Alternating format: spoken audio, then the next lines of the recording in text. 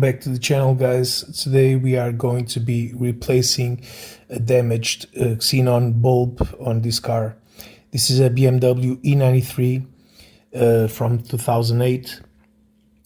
So in these cars, if you have the bi-xenon headlights, you have to remove the wheel and also the wheel arch in order to get to the back of the headlight. These headlights, they are prone to water ingress, so you better be sure that when you close the headlight, you keep it watertight. Otherwise, you're going to be ruining not only the bulb, but also the ballast, the bulb controller, if you will.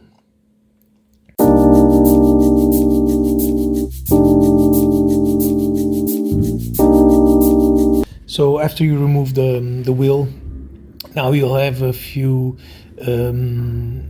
like 5 or 6 bolts, 8mm to remove. The wheel arch will divide into the front half, as you can see here, and the back half. So you'll need to remove the front half in order to get to the back of the headlight. So there's also one 10mm plastic nut. After that, you can just push the back half of the wheel arch down, so that you can access the top part of the front half of the wheel arch down. So in order for you to get to the headlight, as you saw there, I used a little bit of wire just to hold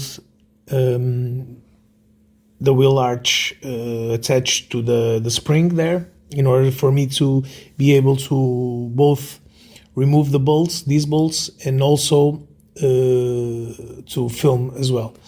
These are T25s. There's not a lot of tools that you need to do this job. Just you have to be meticulous in order to not allow water to ingress the headlight itself. As you can see, I'm removing the back cover here. And then you will have a clip that just a spring clip, some type of thing to remove the bulb there. So you press down to one side, press down to the other. Then there's a plug at the bottom of the light. Then you just remove it. This is a D1S. Crowell, I think, is a German company, but it's still not a OEM light. This one, it's burnt. So now I have a brand new one. So I'm going to be refitting everything in a reverse order, of course. Don't forget not to force the plug inside. It will fit only one way and one way only. Most important now, guys, is to check if the car or if the light is working before you go to the process of putting everything back together. First off, you can see this top part here. This is to make sure that the water doesn't go inside the headlight. There's a problem with these headlights. The ballast stays on the bottom of the headlight with the plug facing upwards. So any water going into the headlight will go directly to the plug of the ballast and ruin that. The bulb itself, it's not that expensive. The ballast is like 3 to 4 times the same price. So make sure you put every single screw back in a cross fashion, so that you make sure it's sealed.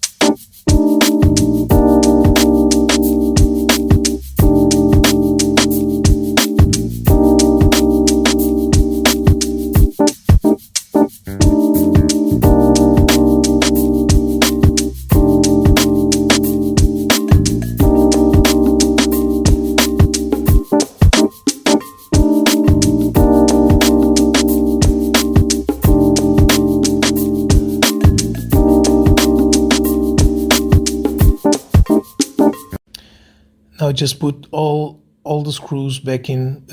Don't tighten them right away. Just make sure that every single one of them fit, and after that start tightening them. Not too much. This doesn't require excessive force, otherwise you will strip the nut. It's not the nut, it's like a clip with a thread some sort.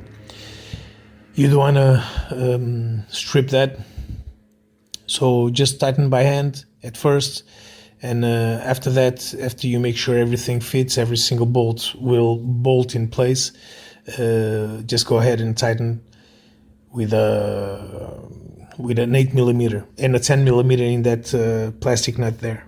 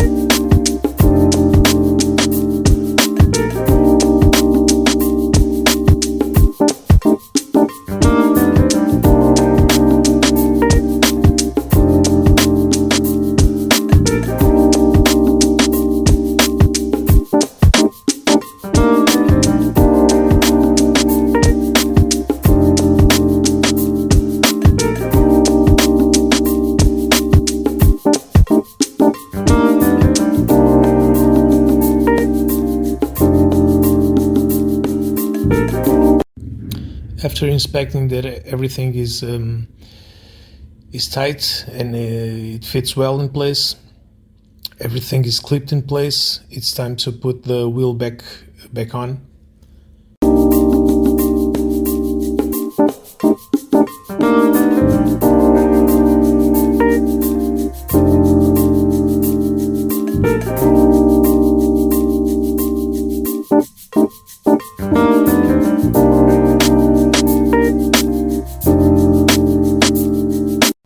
As I like to do, I always put the studs or the bolts by hand first, never with the tool or with a pneumatic tool.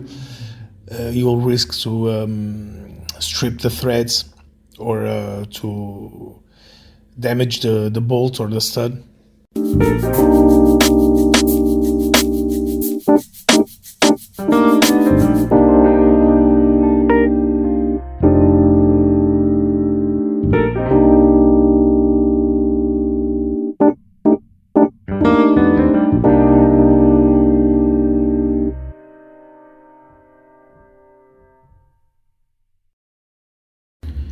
Now, for me, is the most important part. You should never forget to tighten the screws in a star shape.